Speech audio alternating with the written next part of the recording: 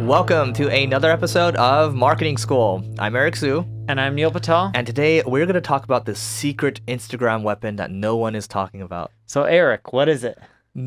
So we talked about chatbots in the past, right? We talked about ManyChat, we talked about ChatFuel, Mobile Monkey, right? But that's all Facebook. That's correct, but this is just Instagram. This is just Instagram. Imagine if you had that for Instagram. All right. So this product is called Direct Heroes. So I talked to this guy recently, and it's the same type of setup. It's the same type of UI like a ManyChat. And basically what you do is you can DM the bot, and then the bot will respond to you, and then you can actually answer yes or no or whatever, and they can drive you into whatever funnel. So if you wanted to buy like basketball shoes versus football shoes, they can take you down that funnel. It's been working well for e-commerce companies. So this is something that's new. Nobody else is really talking about it right now. And to clarify, you can't use this on an Instagram app. It doesn't go over your Instagram app. It's more so it goes on your website. This would be perfect if you got a brand already. Let's say you're like Nike, for example. I'm just using an extreme example where a ton of people follow them already, and they just put in their profile, DM us for some extra goodies in the profile. So it connects with your direct messaging on Instagram. Correct. So they API in, and then from there you can automatically respond, promote products, services, whatever. Content, whatever. Yep. Yeah. No, that's really cool. And a lot of people aren't using this kind of stuff. And here's the thing. Anytime something is chat related and people take the time to engage with you, I haven't used this tool myself. I'm not big on Instagram. It's a great tool and a great platform. It's just I don't have the time of day to use all 20 or 30 or however many out there these days. But when it comes to any social platform, the best way to drive conversions is to engage with your audience. People think it's all about followers. If you have a ton of followers, but there's no engagement, you're not going to get crap in sales. So you need to engage, and chatting is one of the best ways. And if you can automate some of it, it'll help drive sales, plus make your life easier. You know, our mutual friends over at Drift, they coined this new word, conversational marketing. And I think that's actually a thing now. They actually put up you can actually, there's a job description for conversational marketers, which is someone that's just handling the chats on your site, like Intercom, for example, or chatbots like Facebook. So basically, this person would be responsible for manning that.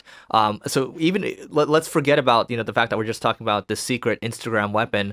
This whole conversational thing, whether it's through Facebook, Instagram, or even on your website, if you do it well using like Drift or Intercom, you're going to drive a better experience versus just trying to have someone half-ass and put together a basic sequence that nobody really cares for. So conversational marketing, Google it, check it out. Drift has written some good content around it. So speaking of chats, you have a chat on Signal Gray. You've had it for, is it a year now plus? What percentage of your revenue or leads or customers, whatever you want to call it, are from your chatbot? There's one, okay, let's see. It's not big. It might even be like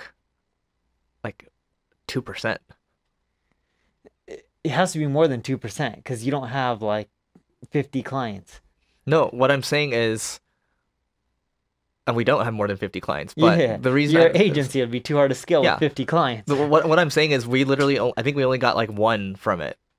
We did get a couple other opportunities, but yeah, until recently we haven't really ramped up our conversational bot, which we've improved a lot.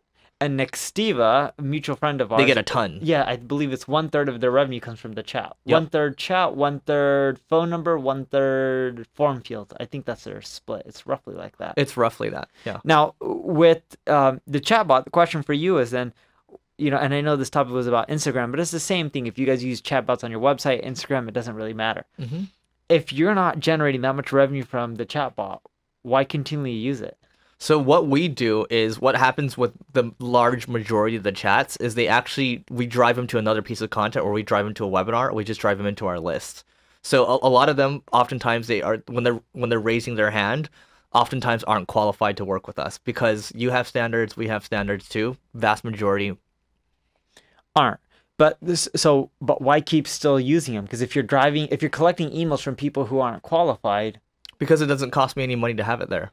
That's true. And you can always sell them other products. So, and I'm just asking Eric these questions out of curiosity. We've tested out chatbots on our website. We found that it works. It's just... For what? For the agency or for your software? Either one. We found that too much work to man the chat. Software, it works better though, because I can speak to our software, like large crypto exchanges, or pretty substantial sized companies, like there's a large sportswear company that reached out. So I think it depends, because if you're like Next Steve, it's like, oh, I understand, like this is a product, or if it's like software, they'll reach out. Yeah, what we found is the reason it's hard for Eric and I as an agency is our ticket is too expensive. Yeah. And we're not trying to say that in a bad way. It's just, as you go up market, the majority of your visitors aren't qualified. So then you're going to have people just manning a chat. And that's what we found, in which we get way too much traffic for how much work it takes to man the chat. And what we are looking at right now is how to put back on the chat, but do things like look at IP addresses, because online you can buy IP addresses for all the large major corporations in the world, and do it in which when someone comes to your site from one of those IPs, then they see the chatbot. If they don't come from one of those IPs, they don't see the chatbot. Yeah, so what I'll say is this. I think we might have spoken about this before, but one of my friends runs a company called LTV Plus, and he has chat agents that will man your bots. And I've tried this in the past, but what I like about their process, which has been getting better and better over time, is that they will work with you to write like an FAQ, and they'll have their people just follow the FAQ, and they're following like a set process, and they're continually optimizing it, and they're giving you good reports on it. The good thing about these services, or the bad thing about these services, is once we talk about it on a podcast like this and people start to use it, it starts to get worse. So that's the thing with service-based businesses. But hey, it's still good right now, so check it out, LTV Plus, and you can tell them that Eric Siu sent you and Neil Patel sent you, and that is it for today. Anything else? That's it. And make sure you guys go to marketingschool.io/stats.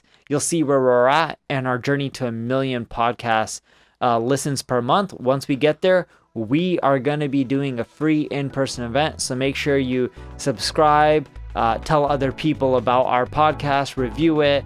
Anything that you can do to help us get there is much appreciated. And in exchange for doing that, of course, you'll be invited to our in-person event. It's free food, free networking. We'll have a blast together. That's it for today. We'll see you tomorrow.